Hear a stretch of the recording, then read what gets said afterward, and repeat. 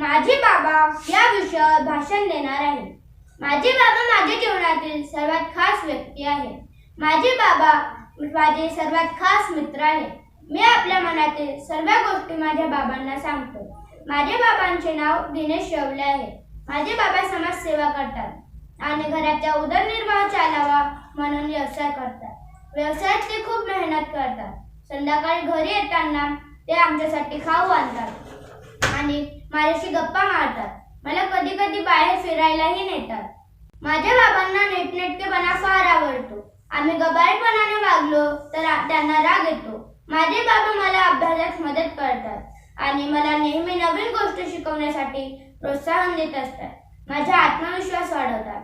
माझा फार लाड करतात. समाजसेवेनिमित्त माझ्या बाबांना कधी कधी बाहेर गावी जावे लागते, म्हणून मला त्यांची खूप आठवण येते. मला माझे बाबा खूप खूप आवडतात. काय लिहू आणि किती लिहू 4 ओळी बंदिस्त करण्यासारखे बाबाचे व्यक्तिमत्व नाही. म्हणूनच आजपर्यंत बाबांवर एकही कविता नाही.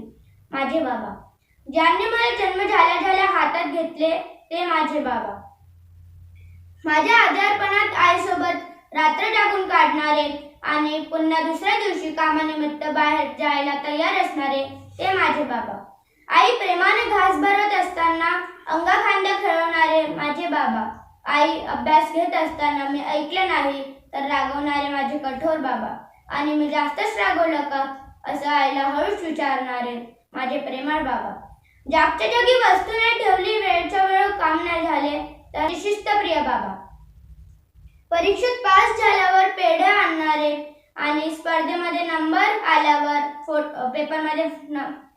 पेपरमध्ये फोटो आणि नाव आला असेल तर त्याचे व्यवस्थित कात्रण कापून फाईलला लावणारे माझे बाबा. समाजसेवेत व्यस्त असताना आई कोणत्याही कर्तव्यात कमी पडणार नाही हे माहीत असून माझी काळजी करणारे माझे कर्तव्य बाबा. बाहेर गावी असताना आमचा फोटो पाहून झोपणारे, आम्हाला मिस करणारे माझे बाबा. दुकानातून आल्यावर मी दमलो अशी जराही तक्रार न करता आमच्याशी खेळणारे व आम्हाला बाहेर फिरायला घेऊन जाणारे माझे बाबा. आयुष्यात बेस देण्यासाठी धडपडणारे माझे बाबा. प्रत्येक छोट्या मोठ्या अडचणीत कुटुंबातल्या खंबीरपणे उभे राहून माझ्या सगळ्या कुटुंबांना आधार माझे खंबीर बाबा. बाबा नुसते समाजसेवा करतात हे असं म्हणून या सगळ्या गोष्टींचा सहज विसर पडतो ना. बोरीचं लग्न, पोराचे शिक्षण, पोराला मोठं करतो हाच तो बाबा. ज्या घरात बाबा आहे त्याकडे कोणी वाईट नजरेने बघू शकत नाही. आणि हाच तो वडील ज्याला जवळ घ्यायला वेळ नाही.